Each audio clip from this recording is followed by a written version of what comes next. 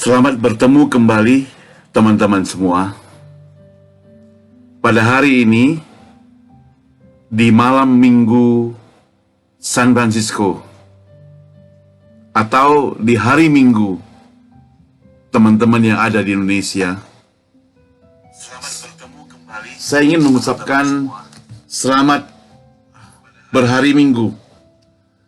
Selamat menikmati ibadah bersama Tuhan. Pada kesempatan pada hari ini saya mengajak kita membaca di kitab Amsal. Itu di layar sudah ada. Amsal 6 ayat 16 sampai 17. Jadi Amsal 6 ayat 17, 16, 17. Saya bacakan buat saudara sekalian. 6 perkara ini yang dibenci Tuhan. Bahkan 7 perkara yang menjadi kekejian bagi hatinya. Mata sombong, lidah dusta, tangan yang menumpahkan darah orang yang tidak bersalah, hati yang membuat rencana-rencana jahat, kaki yang segera lari menuju kejahatan, seorang saksi dusta yang menyembur-nyemburkan kebohongan, dan yang menimbulkan pertengkaran saudara. Lanjutkan nanti sampai 18 ya saudara. Kita berdoa terlebih dahulu. Bapa kami yang di surga, kami bersyukur kepadamu di kesempatan yang indah. Setelah sebagian kami mengikuti kebaktian di gereja, sekarang kami ada kesempatan untuk merenungkan sebagian firman Tuhan. Pakailah Tuhan hamba-Mu yang akan men-share firman Tuhan ini jadi berkat bagi kami semuanya dimanapun berada yang mendengarkannya. Dalam nama Tuhan Yesus kami berdoa. Amin.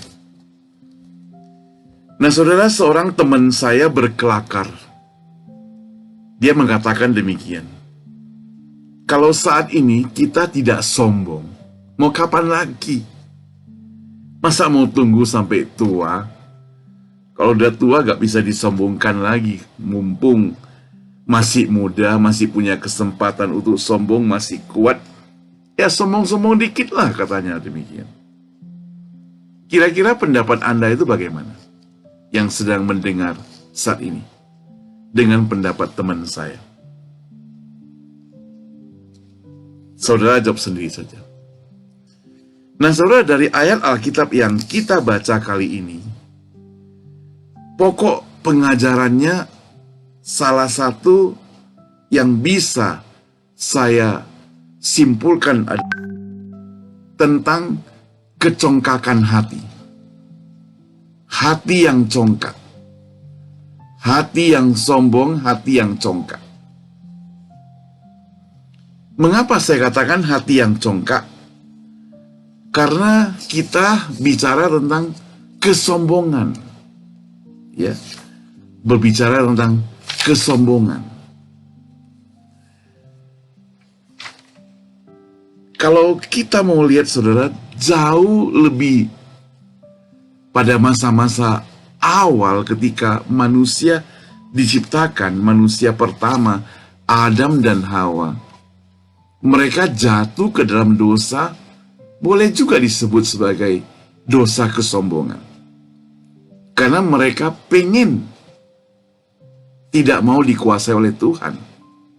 Bahkan ketika mendengar suara iblis, mereka pengen sama seperti Tuhan. Di dalam Yehezkiel, saudara kalau ada Alkitab buka Yehezkiel 28 ayat 11 sampai 19. Nanti kalau sempat saudara baca.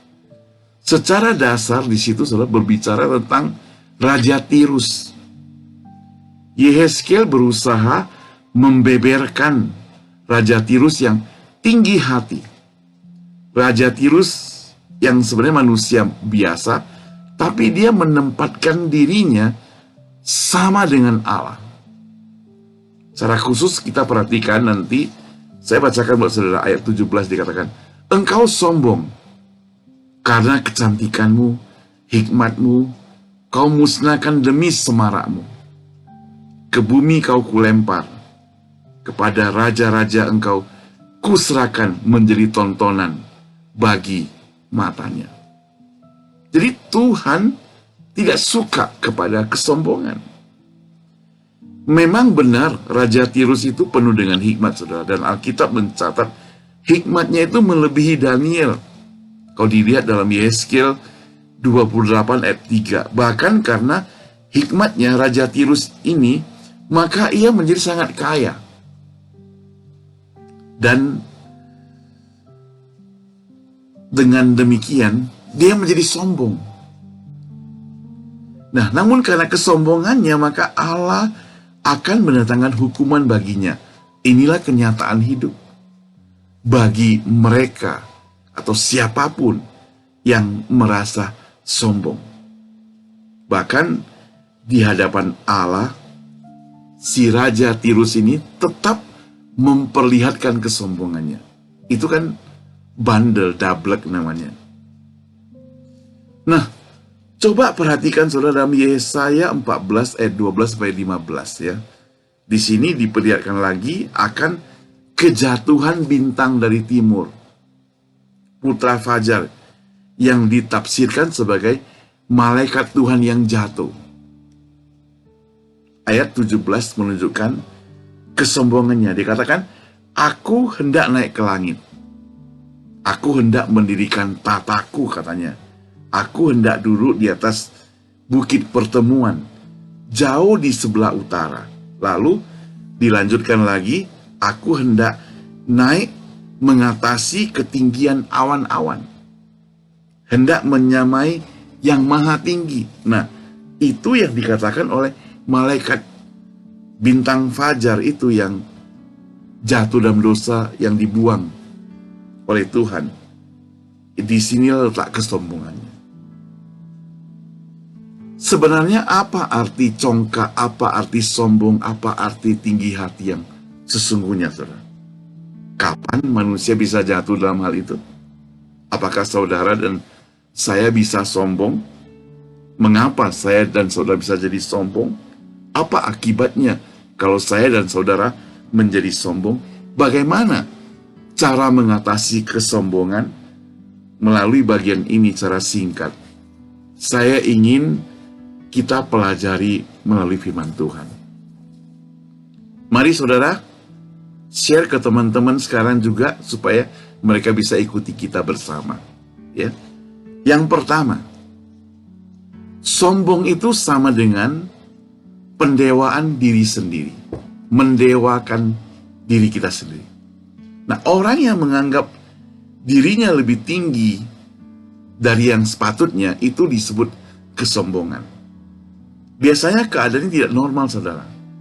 Baik tutur katanya, sikap berjalannya, sikap dalam bertingkah lakunya, cara dia mengeluarkan dompetnya, pakaiannya, cara dia memegang tas, cara nyetir mobil, penampilannya, sikapnya, semuanya.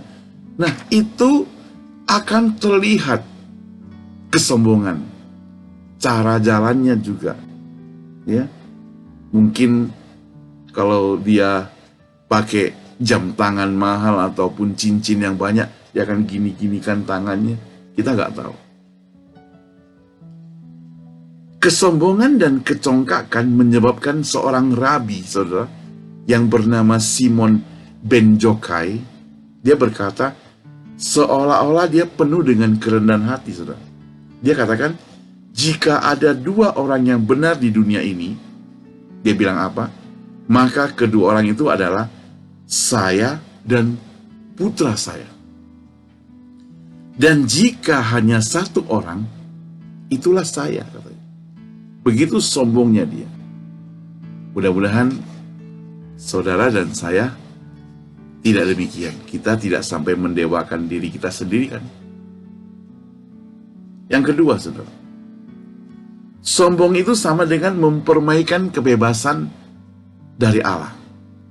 Allah memberikan manusia kebebasan, tapi manusia secara bebas dan terlepas kendali mempergunakannya. datangnya adalah dari nenek moyang Adam dan Hawa. Kecongkakan menyebabkan mereka tidak mau berhutang budi pada Allah. Mereka merasa cukup dengan sendiri-sendiri. Apalagi tak kala mereka mendapat tawaran dari ular, dari iblis, yang sangat menggiurkan itu, yakni dengan memakan buah pengetahuan baik dan jahat, mereka bisa, tanda kutip, sama dengan Allah. Tanpa pikir panjang, mereka menyantapnya, dan Alkitab mencatat mereka, manusia pertama itu, jatuh ke dalam dosa. Di dalam Yohanes pasal 5 ayat 30, saudara, Tuhan Yesus mengatakan satu kalimat yang penuh dengan kerendahan hati. Aku tidak dapat berbuat apa-apa dari diriku sendiri. Aku menghakimi sesuai dengan apa yang aku dengar. Dan penghakimanku adil. Sebab aku tidak menuruti kehendakku sendiri. Melainkan kehendak Dia. Yaitu siapa? Yaitu Allah yang mengutus aku. Jadi, kesombongan itu berarti mempermainkan kebebasan yang diberikan Allah. Hari ini Allah memberikan kebebasan kepada kita. Untuk bertindak, untuk melakukan, untuk menyembah Dia juga diberi kebebasan. Jangan kita menganggap diri kita hebat, sampai-sampai kita merasa tidak perlu ada Allah. Hati-hati. Yang kedua, maksud saya yang ketiga sekarang. Sombong itu sama dengan merendahkan orang lain, saudara. Saudara, bukankah kita masih ingat peristiwa pertemuan orang Farisi, sang pemungut cukai di dalam bait Allah, saudara? Dia katakan apa? Ya Allah, aku mengucap syukur kepadamu. Itu doanya. Aku tidak seperti orang lain. Aku membayar perpuluhan. Aku berbuat baik. Aku ikuti hukum Taurat dan sebagainya. Aku tidak sama seperti yang di sebelahku ini loh, si pemungut cukai. Kesombongannya telah menggeser orang lain dalam kehidupannya dan merendahkan orang lain. Dan mencoba mengangkat harkat martabat diri sendiri dari diri orang lain. Celakanya adalah, saudara, Allah menilai penuh dengan kecerdasan. Orang yang sombong tidak pernah meminta petunjuk daripada orang lain. Orang yang sombong menganggap orang lain itu lebih rendah dan tidak tahu apa-apa. Memang, sementara orang yang rendah hati seperti pemungut cukai, dia datang di hadapan Tuhan, dikatakan, ya Bapa, ya Tuhan, aku ini orang yang berdosa. Orang Farisi pemungut cukai mana mau bilang demikian? Karena begitu sombongnya dia. Hati-hati, saudara. Kesombongan kita merendahkan orang lain. Sombong juga sama dengan persaingan satu dengan lain. Jadi, sebenarnya orang bisa sombong karena membandingkan. Dia merasa dirinya lebih hebat. Dan dia tidak mau kalau orang lain lebih hebat. Dia susah kalau melihat orang lain lebih hebat. Dia sedih, dia sakit hati, saudara. Apalagi melihat orang lain lebih kaya. Melihat orang lain lebih cantik, lebih tampang daripada dia. Oh, dia susah hati, saudara. Padahal dia sendiri sebenarnya sudah kaya, sudah tampan, sudah cantik. Bahkan ada orang yang pengen mempercantikkan diri, saudara, sampai pergi operasi plastik, menjadikan dirinya, wajahnya sebenarnya yang cantik, menjadi wajah mirip orang lain, saudara. Mengerikan, saudara. Saya pernah diceritakan oleh seorang ibu, dia bilang, kakakku itu loh, saking suka operasi plastik, sampai wajahnya yang asli tidak kelihatan lagi. Dia pulang ke rumah, dimarahin oleh bapaknya. Bapaknya katakan, engkau telah menghina orang tuamu. Kalau saya katakan mungkin engkau telah menghina Tuhan Allahmu yang sudah menciptakan engkau. Jangan sampai demikian, saudara. Mengapa kita bisa sombong, saudara? Orang bisa sombong karena merasa dia lebih berpendidikan tinggi, merasa lebih intelek, merasa lebih hebat dalam ilmunya, bisa sombong. Apakah saudara merasa ilmu tinggi? Hati-hati. Yang kedua, karena bangsa, karena warna kulit. Kulit putih merasa sombong melihat orang yang kulit berwarna, dia merasa diri lebih hebat. Sering terjadi sehingga disebut rasis. Tidak bisa demikian. Kita sama-sama ciptaan Tuhan. Karena keadaan sosial. Bisa juga engkau lahir dari orang tua pengusaha yang kaya raya. Sementara ada yang lahir dari kampung desa pedalaman. Orang tua miskin. Lalu pendidikan. Lalu ya kekayaanlah, kesosialan membuat kita menjadi sombong. Jadi merasa lebih hebat, merasa lebih kaya, merasa tinggal di kota, bisa membuat orang sombong. Padahal orang kota belum tentu dia lebih hebat daripada orang desa. Saya sering kali melihat orang desa berjuang keras, mereka sukses. Apalagi kalau saudara perhatikan di Sumatera, orang Tapanuli, mereka datang dari gunung. Orang tua kirim anak mereka datang ke medan sekolah. Orang tuanya di situ tanam sayur, tanam buah-buahan. Mereka berjuang keras. Anaknya sekolah di sini. Bahkan anaknya tetap rajin. Ada dulu waktu saya masih pemuda, saya melihat dengan mata kepala saya sendiri, mahasiswa narik becak dapat uang untuk sekolahnya. Dan sukses. Dia di wisuda. Berhasil. Nah, kalau melalui perjuangan seperti demikian, jangan dianggap remeh lah. Jangan pikir orang yang di desa tidak bisa sukses. Bisa. Kalau dia berjuang. Sementara yang kaya raya punya kesempatan sekolah, dia santai-santai saja. Maka ada seorang teman cerita, orang Indonesia kirim anaknya sekolah di Amerika, anaknya main game terus, sekolahnya hancur-hancur semua. Pulang dia bawa piala menang game, saudara. Ya memang ada yang berdebat sama saya bilang, main game bisa dapat duit banyak loh sekarang, bisa jadi YouTuber dan sebagainya. Itu baru 1-2 orang, saudara. Artinya apa, saudara? Jangan anggap remeh mereka yang ada di desa. Keadaan sosial bisa membuat diri kita sombong. Karena rohani bisa juga, saudara. Menganggap kita lebih rajin, lebih sering membaca Alkitab, lebih banyak membaca Alkitab, bahkan lebih rohani dianggap, atau lebih lama sebagai orang Kristen, lebih pintar berdoa. Jangan, saudara.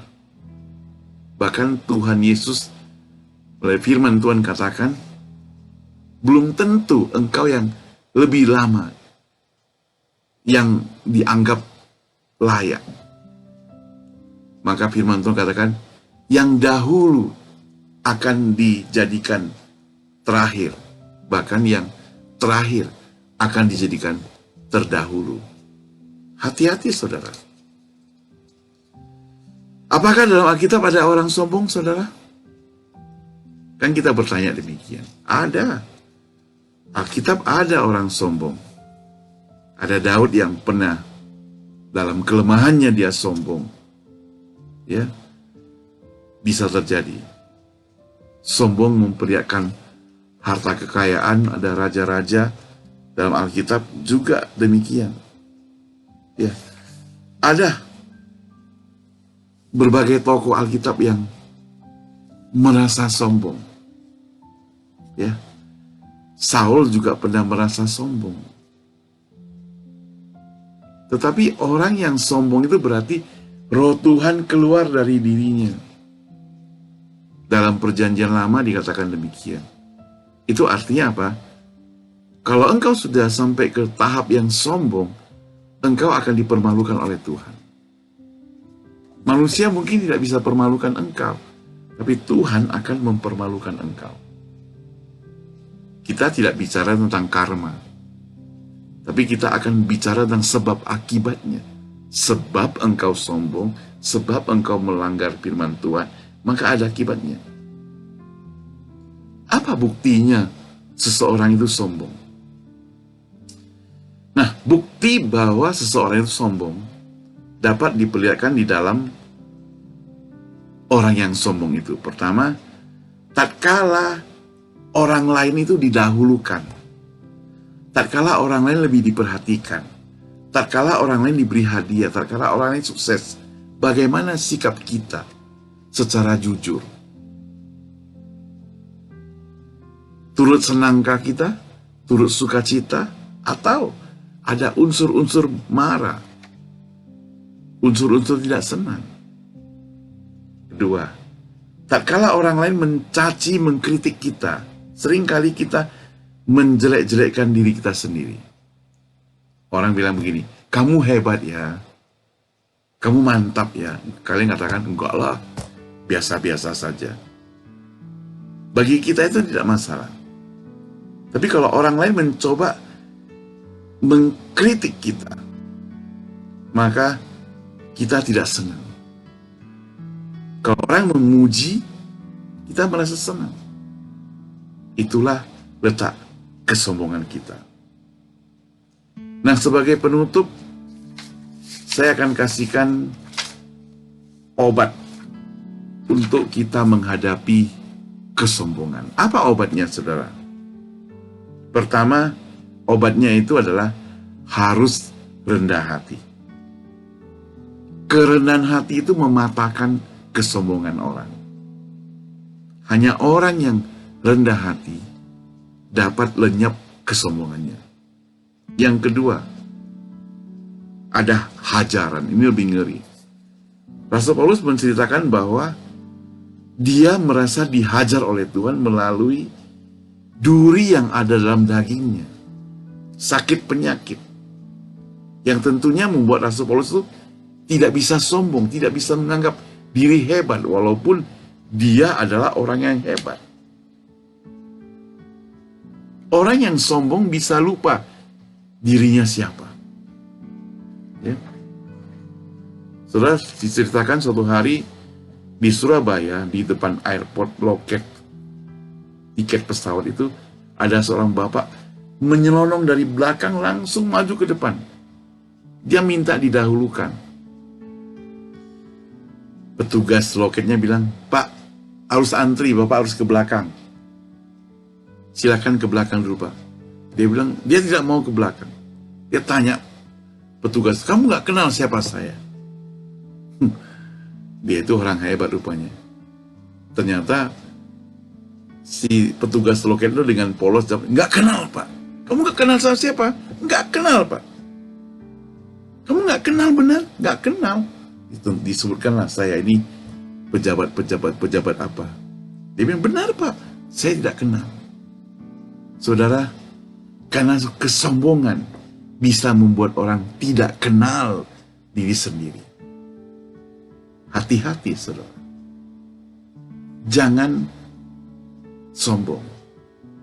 Jangan pelihara kesombongan itu. Kesombongan akan membuat Anda jatuh.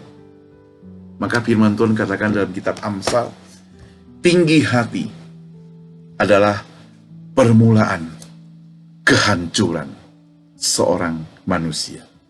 Engkau dan saya tidak mau hancur, bukan? Jangan tinggi hati.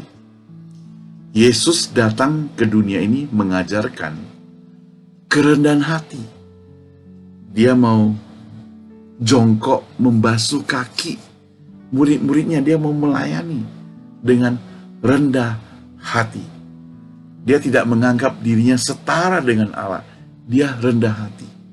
Bahkan sebagai raja di atas segala raja, dia rela disalibkan mati di atas bukit Golgota.